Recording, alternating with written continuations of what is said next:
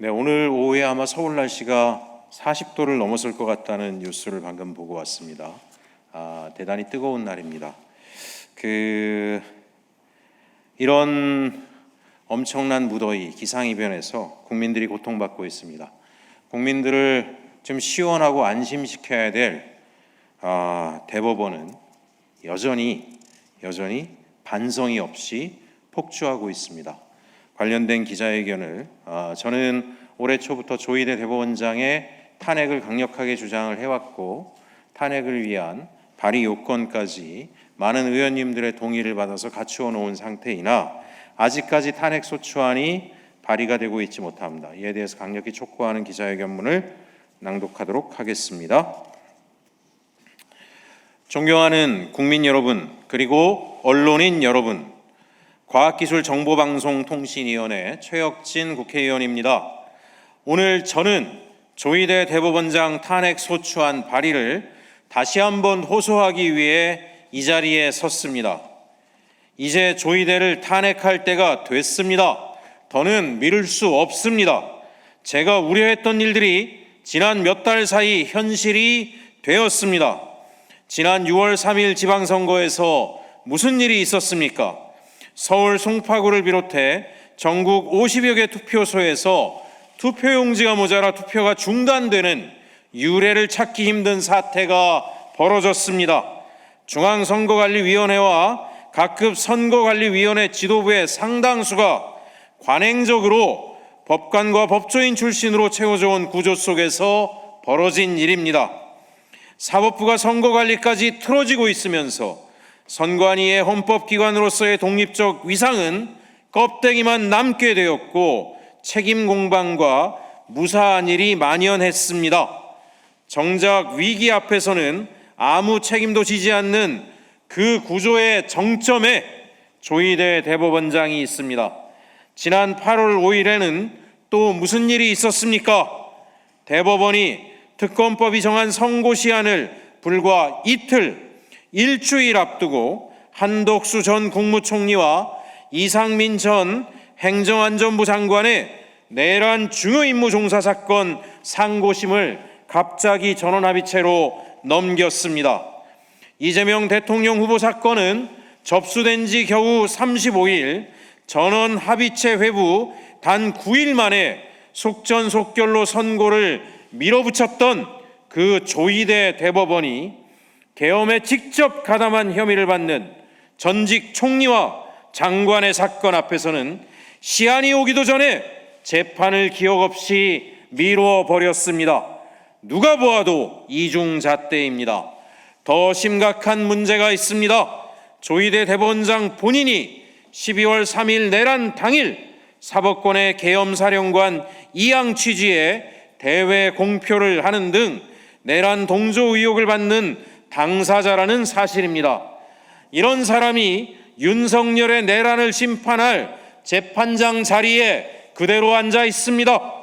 이대로 사법부의 폭주를 방치한다면 대법원이 계엄에 면죄부를 주고 윤석열을 석방할 것이라는 극우 세력의 호언장담이 현실이 될지도 모른다는 참담한 우려를 금할 수 없습니다. 저는 올해 2월부터 조희대 탄핵을 위해 백방으로 뛰었습니다. 탄핵 추진을 공식 선언하고 3월에는 공청회를 열어 탄핵 사유를 하나하나 검증했습니다. 본회의장에서 의원님들 한 분 한 분 찾아다니며 110분의 국회의원님들의 서명을 받았습니다. 그런데 당시 민주당 지도부는 조희대 탄핵안이 지방선거에 영향을 미칠 수 있다며 이를 만류했습니다. 저는 무작정 탄핵을 밀어붙이자고만 하지 않았습니다. 합리적인 대안도 함께 제시했습니다.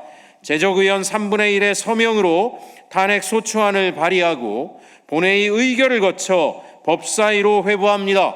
법사위 차원에서 탄핵 청문회 등을 열어 탄핵 사유를 면밀히 조사하고 그 결과를 담은 조사 결과 보고서를 본회의에 제출합니다. 그리고 충분한 논의를 거친 후 본회의에서 의결하자고 대안까지 제시한 바 있습니다. 그때 만약 탄핵에 나서서 조희대의 직무를 정지시켰더라면 6월의 투표용지 부족 사태도 한덕수 이상민 재판의 노골적인 지연도 내란 재판 개입 우려도 막을 수 있지 않았겠습니까? 실로 뼈아픈 일입니다. 하지만 다시 추진하겠습니다. 지금 저희에게는 당시의 결기 그대로 104명의 의원님들의 서명이 모여 있습니다. 지방선거 광역단체장 당선으로 몇 분의 서명이 빠졌습니다만 이번 재보궐선거로 원내에 들어오신 송영길 의원님, 국회로 복귀하신 김민석 의원님을 비롯 뜻을 함께해 주실 의원님들께 새롭게 서명을 요청드리겠습니다. 다가오는 8월 본회의에 탄핵 소추안이 반드시 보고될 수 있도록 오늘부터 발로 뛰겠습니다. 여야 의원님들께 부탁드립니다. 조희대의 탄핵 사유는 차고 넘칩니다. 위법한 사건 배당과 별동대 운영 의혹, 소부 심판권 침해, 적법 절차 위반, 삼고심 권한 일탈, 정치 일정에 맞춘 선거 개입, 국정감사 위증과 내란 동조, 한덕수 이상민 사건 처리 과정에서 드러난 이중적 재판 운영과 이해 충돌, 대법관 임명 제청 지연, 투표용지 부족 사태에 대한 책임까지 조희대 대법원장이 헌법과 법률을 얼마나 중대하게 위반해 왔는지 탄핵소추 과정을 통해 하나하나 밝혀져야 합니다. 헌법 제65조는 법관이 직무집행에 있어 헌법이나 법률을 위반한 때 국회가 탄핵을 소추할 수 있다고 분명히 규정하고 있습니다. 대통령도 국무위원도 헌법 앞에서 예외가 아니었습니다. 대법원장이라고 예외일 수 없습니다. 지금 조희대 탄핵에 나서지 않는다면 그것이야말로 국회의 직무유기입니다. 헌법 질서를 지키고자 하는 의원님들께서 모두 함께 해주시기를 부탁드립니다. 무너진 사법 신뢰를 바로 세우고 헌정 질서를 회복할 때까지 끝까지 책임을 다하겠습니다. 사법부의 독립성은 전제 조건이 있습니다. 국민의 통제를 받는다는 것이 그 전제의 가장 중요 조건입니다.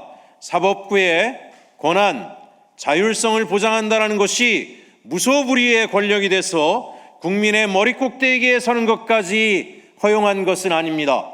헌법을 만드는 것은 대한민국 국민입니다.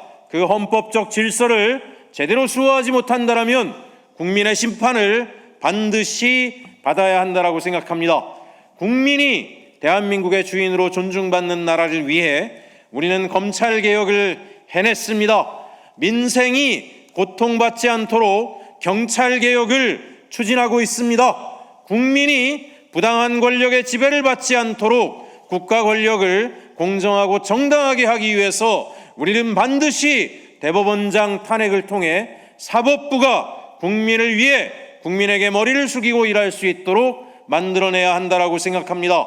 민주당의 결단을 촉구합니다. 또한 민주개혁 정당 제 정당이 함께 반드시 조희대를 탄핵하여 사법개혁을 완수하는 길에 함께 해주실 것을 강력히 촉구합니다. 감사합니다.